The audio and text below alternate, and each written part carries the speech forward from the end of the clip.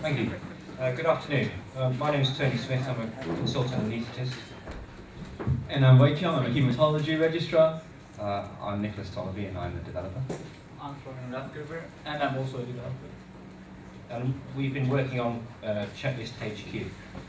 Now we've all seen headlines like this, and high-profile cases have driven the need to reduce avoidable error. As the practice of medicine increasingly becomes complex and involves bigger teams, the need for this has become ever more important.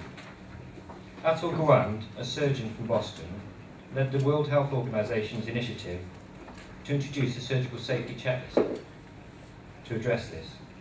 The international multi-centre trial of its introduction demonstrated significant reductions in both complications and mortality. This led the NPSA to mandate its adoption across England and has also led the impetus to develop further checklists for other clinical applications. Now, wouldn't it be great if there's a place where we can discover, share, and even create checklists? This is our product to make that happen. It's called ChecklistHQ. So Nicholas here is going to demonstrate some checklists for us. Okay, so typing and talking at the same time. Thank you very much. So I want to find, obviously we pre-populated the database with some WHO data, so I'm just going to type WHO into the search box, and we have two checklists there, the childbirth checklist and the surgical checklist. We can create printed copies of those, so you can print them out, hard copy. You can add comments to those if you want to tell the author of this checklist something about it, they've missed something. They've also been tagged, so they're easy to find, and here it is actually displayed for people to use, and it also works on mobile platforms as well, I'd like to point that out. So that's basically a checklist. Wei Kiong? Yes, absolutely. Now, the thing, however, that I've been warned about the use of checklists, and Atul Gawande himself had said that you really need local ownership and adoption for this. So using someone else's checklist is just not that good. So what we're going to demonstrate is how we can adapt the checklist to local needs. Yeah, okay, so again I'm going to do a search, again WHO, and I'm particularly interested in the surgical safety checklist here. If you look on the right hand side, there's now a clone button because we've logged in. Because we've logged in, and this isn't my checklist, so I'm going to clone it. It's been cloned, it now belongs in my library. I have a copy of it, and I'm now free to edit this checklist however I want.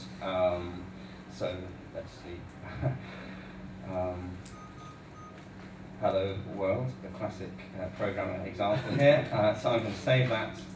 It's been saved. I'm going to go here, and there it is in my library. And hello world, there we go, in the checklist adapted for local purposes. And local purposes in this case, we use UCLH as the username as an example. Yeah. Yep. So now the thing is, what I think this makes it possible is to stop that reinvention of the wheel thing that goes on in the NHS all the time. I think I counted 10 ward round safety checklists being developed at the same time, all quite similar, and I thought this would be great to do it. Now, we've only been talking about clinicians and doctors now, but what about patients? The thing is, the power of a public repository of checklists is that not only doctors and the hospitals can see it, but patients can see what we are supposed to be doing and hold us to account for that. But we don't even need to limit it to that. Patients themselves can use this platform to develop checklists. If you look at the second one down, like managing the effects of chemotherapy, a charity could develop this, patients themselves can develop this, so I think that's really quite exciting. So we've demonstrated the main features of our platform, but what about in the future? We see this being integrated into electronic patient records. We could, if you make changes for a particular checklist, people can track it and then merge them together to get a better one. We can keep different versions of the checklist and go back and forth, like going back and forth in time. And also, the most exciting thing is about group collaboration. So several people can work on one checklist at the same time. And so ChecklistHQ offers a platform from the discovery, sharing, and collaboration of checklists for professionals and patients. Thank you.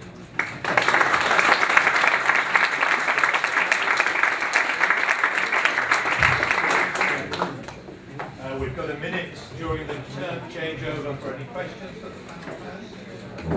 Can we have a microphone? One question? One question here.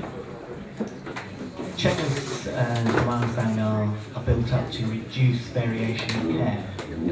And one of the things that you said about local editing, how would you actually assure that that's done in a safe, responsible way? Because if someone just comes along and edits just because it's their nuance at that one time, and the important part about it would be decreasing variation of care. So you're right, anyone could edit a checklist, but that's the version of their checklist. It becomes their own. The original version stays the same. So with that, we can keep track of the audit trail, and you only decide which checklist you want to use for your local needs and hospital.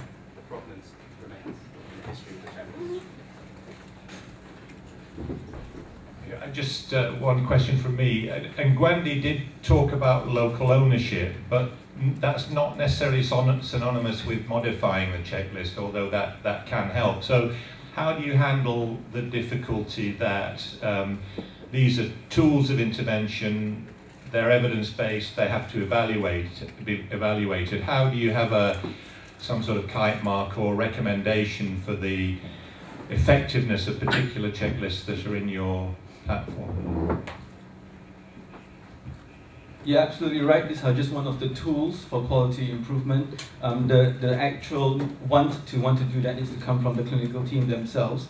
Each of the checklists has a unique identification ID for a version, so we can actually identify the exact version of the tool that is being used, and that can be referenced in any interventional trial. And also, this is just a prototype, so this can easily be extended. For instance, there could be a way of rating or curation or sort of these checklists, so that it's entirely possible. Very good.